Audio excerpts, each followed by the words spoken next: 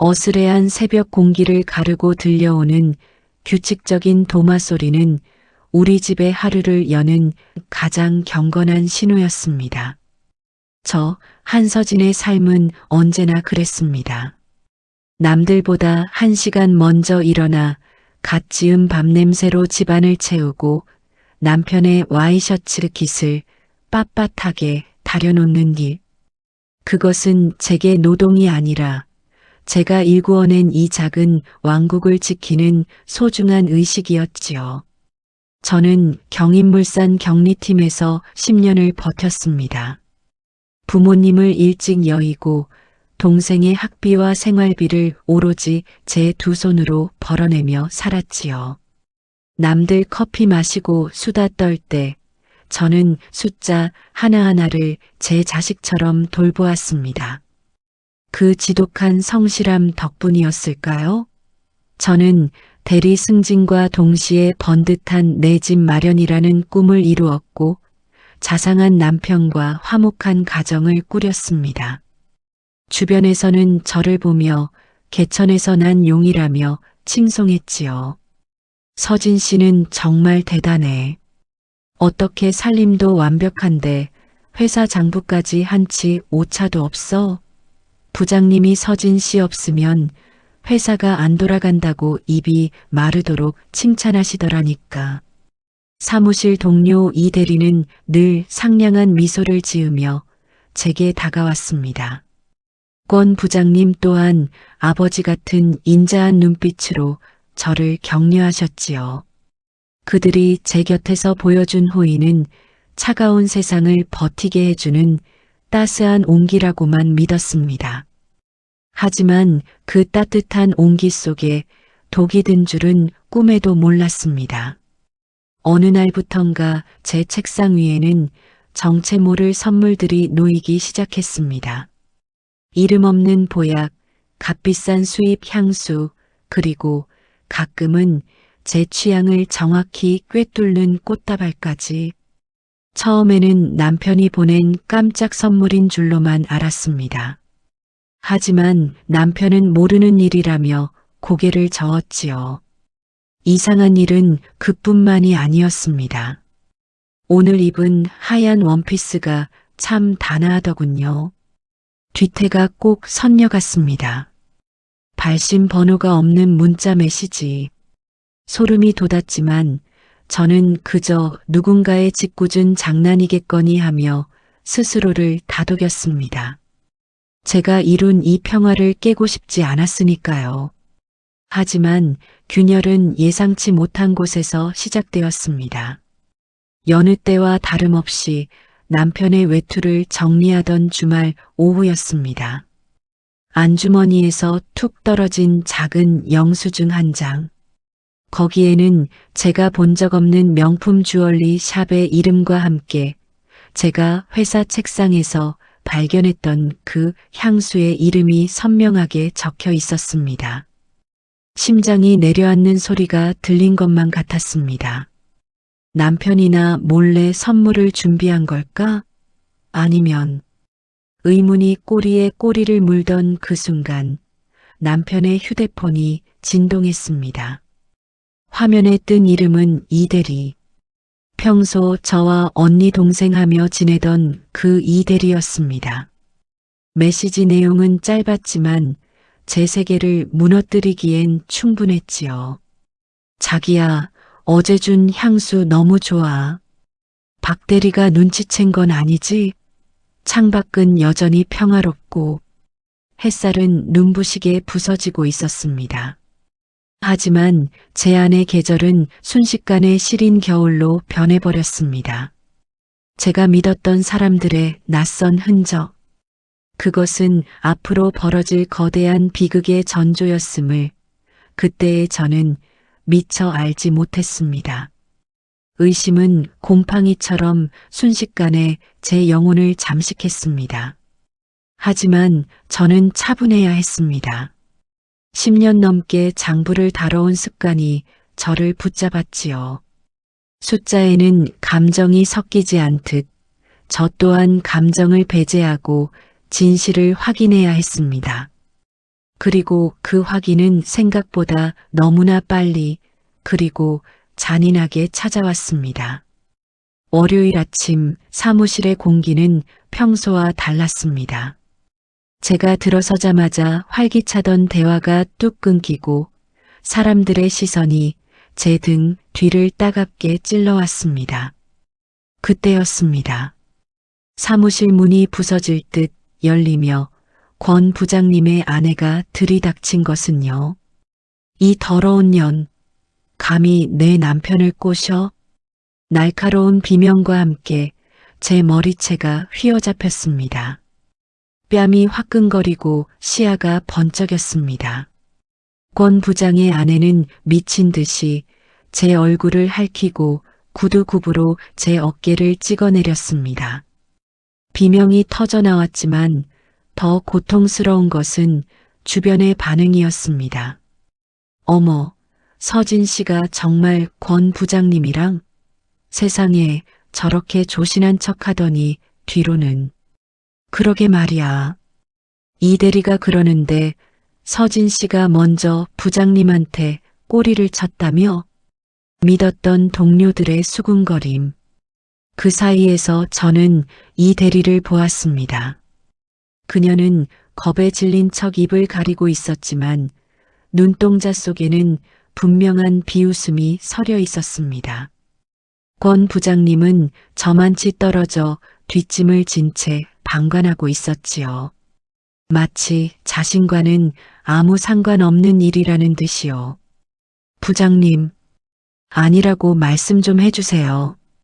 제 책상에 선물 보낸 사람, 부장님 아니시잖아요. 제가 절규하듯 소리쳤지만 권 부장은 차갑게 응수했습니다. 한 대리, 실망이 크네. 내가 자네를 좋게 봐준 건 업무 능력 때문이었지. 이런 사적인 마음을 받아주려던 건 아니었어. 자네 때문에 내 가정이 풍비박산 나게 생겼으니 책임을 져야 하지 않겠나? 가스라이팅. 그것은 정교하게 짜인 함정이었습니다. 권 부장은 자신의 진짜 내연녀인 이 대리를 숨기기 위해 평소 스토킹하던 저를 내연녀로 둔갑시켜 아내의 칼날 앞에 내던진 것이었습니다. 이 대리는 자신의 불륜을 덮기 위해 저에 대한 허위 사실을 사내에 유포했고요. 남편마저 달랐습니다. 집에 돌아온 저를 맞이한 것은 따뜻한 위로가 아닌 싸늘한 이혼 서류였습니다. 너 소문 다 들었어. 회사에서 부장이랑 그러고 다녔다며? 역겨워서 더는 못 살겠다. 몸만 나가. 남편 역시 이 대리와의 관계를 유지하기 위해 이 기회를 이용해 저를 내쫓으려 한 것이지요. 하루아침에 저는 회사에서는 상간녀로, 집에서는 부정한 아내로 낙인 찍혔습니다. 폭행으로 얼룩진 몸보다 믿었던 이들이 씌워준 가면이 제 숨통을 조여왔습니다. 저는 철저히 고립되었습니다. 아무도 제 말을 믿지 않았고 제 편은 세상 천지에 단 한 명도 남지 않은 것 같았습니다.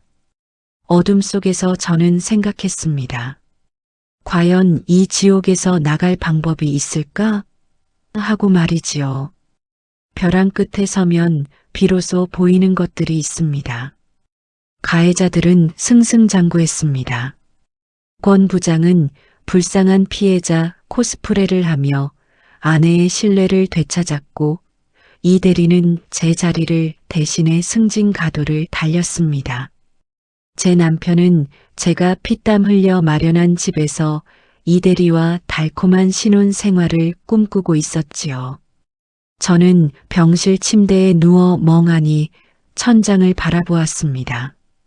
뇌진탕 증세로 어지러웠지만 정신은 그 어느 때보다 또렷해졌습니다. 그때 제 곁을 지켜준 것은 오직 하나, 제가 평생 기록해온 다이어리와 장부였습니다. 서진아, 정신 차려라. 억울해서 어떻게 죽니? 경찰로 은퇴하신 작은 아버지가 제 손을 잡으셨습니다. 아버지는 제게 녹음기 하나를 건네주셨지요. 세상은 내가 착하다고 해서 내 편을 들어주지 않는다. 내 편은 오직 증거뿐이야. 그 순간 제 안에서 무언가 툭 하고 끊어지는 소리가 났습니다. 슬픔이 타올라 제가 되고 그 자리엔 서늘한 도끼만이 남았습니다. 저는 거울을 보았습니다. 퉁퉁 부은 얼굴, 찢어진 귓가. 하지만 눈동자만큼은 그 어느 때보다 차갑게 빛나고 있었습니다. 저는 조용히 움직이기 시작했습니다. 격리팀 대리로 10년을 일하며 제가 배운 것은 모든 돈에는 꼬리가 있다는 사실이었습니다. 권 부장이 저에게 보낸 선물들, 그 결제 내역이 법인카드 장부 어딘가에 숨어 있을 것이었습니다. 또한 남편과 이 대리의 미래 장소, 그들이 주고받은 메신저 로그. 저는 제가 가진 모든 지식과 인맥을 동원해 그들의 치명적인 약점을 파고들었습니다. 이 대리는 권 부장의 돈을 빼돌려 제 남편과 새 살림을 차릴 계획을 세우고 있었습니다. 권 부장은 회사 공금을 횡령해 이 대리의 입을 막아왔고요. 서로를 믿는 듯 보였지만 그들의 관계는 추악한 욕망 위에 세워진 사상 누각이었습니다. 저는 어둠 속에서 그들이 스스로 무너질 덫을 설계했습니다. 하나씩 아주 우아하고 치밀하게 말이지요. 병원을 퇴원하던 날 저를 비웃으며 지나가는 이 대리와 마주쳤습니다. 그녀는 승리자의 미소를 지으며 제 어깨를 툭 치고 지나갔지요. 저는 그녀의 뒷모습을 보며 나직이 속삭였습니다. 많이 웃어도 희주 씨, 곧 그 입에서 비명이 나올 테니까. 제 입가에 서늘한 미소가 번졌습니다. 이제 슬픔의 시간은 끝났습니다. 저는 이제 피해자가 아니라 심판자가 되기로 결심했으니까요. 복수는 차가울 때 가장 맛있는 법이지요. 저는 가장 먼저 권 부장의 돈줄을 건드렸습니다. 그가 법인카드로 이 대리에게 명품백을 사주고 저에게 보낼 스토킹용 선물을 결제한 내역을 회사 감사팀과 부장의 아내에게 동시에 발송했습니다. 물론 제 정체는 철저히 숨긴 채였지요. 사무실에는 묘한 기류가 흐르기 시작했습니다. 권 부장은 아내의 감시로 숨통이 막혀갔고 그 화풀이를 이 대리에게 하기 시작했습니다. 저는 그 틈을 놓치지 않았습니다. 이 대리에게 권 부장이 다른 여직원에게 보낸 구애 메일을 조작해 보냈습니다. 희주 씨, 부장님이 요즘 다른 사람 찾는 거 몰랐어요? 희주 씨는 그냥 방패막이었나 봐요. 가해자들 사이에 의심의 씨앗이 뿌려졌습니다. 그들은 서로를 갉아먹기 시작했습니다. 남편 또한 예외는 아니었습니다. 그가 이 대리와 함께 살기 위해 대출받은 돈이 실은 권 부장의 횡령금과 얽혀 있다는 사실을 은행에 제보했습니다. 하루아침에 대출은 중단되었고 남편은 빚더미에 올라앉았습니다. 드디어 결전의 날. 저는 가장 화사한 옷을 입고 회사 게시판에 모든 진실이 담긴 녹취록과 장부를 공개했습니다. 권 부장의 스토킹, 이 대리의 불륜, 그리고 두 사람이 짜고 저를 모함한 모든 과정이 세상에 드러났습니다. 아수라장이 된 사무실 한복판에서 저는 사색이 된 가해자들과 마주했습니다. 한 대리, 이거 자네가 한 짓인가? 권 부장이 떨리는 목소리로 물었습니다. 저는 우아하게 고개를 까딱하며 대답했습니다. 그동안 제가 드린 장부 정리 마음에 드셨나요? 부장님께서 제 책상에 놓아두신 선물들, 그 값은 톡톡히 치르셔야지요. 옆에서 울부짖는 이 대리를 향해서는 부드럽게 미소 지었습니다. 희주 씨, 남의 인생을 망칠 때는 자기 인생도 걸어야 한다는 걸 몰랐나요? 이제 당신 차례예요. 당신이 사랑하는 그 남자와 함께 바다까지 내려가 보세요. 그들은 더 이상 당당한 가해자가 아니었습니다. 발가벗겨진 채 사람들의 지탄을 받는 추물들에 불과했지요. 저는 그들의 절망을 감상하며 천천히 사무실을 빠져나왔습니다. 폭풍이 지나간 자리는 고요했습니다. 권 부장은 공금 횡령과 스토킹 혐의로 구속되었습니다. 그의 아내는 이혼 소송과 함께 위자료로 그의 모든 재산을 가져갔지요. 이 대리는 사내 게시판에 실명이 공개된 후 업계에서 완전히 매장되었습니다. 제 남편이었던 남자는 빚독촉에 시달리다 결국 이 대리와 서로 멱살을 잡고 싸우며 파멸했습니다. 저는 당당히 회사를 그만두었습니다. 회사에서는 미안하다며 복직을 권유하고 연봉 인상을 제안했지만 저는 미련 없이 돌아섰습니다. 쓰레기통 옆에서 계속 살 수는 없는 법이니까요. 저는 그들로부터 받아낸 거액의 합의금과 위자료로 저만의 새로운 사무실을 열었습니다. 다시 찾은 제 집, 이제 그곳엔 배신의 악취도 거짓된 웃음소리도 나지 않습니다. 저는 예전처럼 새벽 공기를 가르며 도마 소리를 냅니다. 하지만 예전과는 다릅니다. 누군가를 위해 헌신하는 소리가 아니라 오직 저 자신을 위해 정갈한 식사를 준비하는 소리이지요. 가끔 길을 가다 구걸하는 듯한 초라한 행색의 남편이나 편의점 아르바이트를 전전하는 이 대리를 마주칠 때가 있습니다. 그들은 저를 보고 급히 얼굴을 가리지만 저는 피하지 않습니다. 그저 투명한 유리창 너머의 풍경을 보듯 무심하게 지나칠 뿐입니다. 악인들은 치워졌고 제 삶의 장부는 이제 완벽하게 균형을 맞췄습니다. 10년 전 아무것도 없이 시작했던 그때보다 저는 훨씬 단단해졌고 우아해졌습니다. 창밖으로 붉은 노을이 번집니다.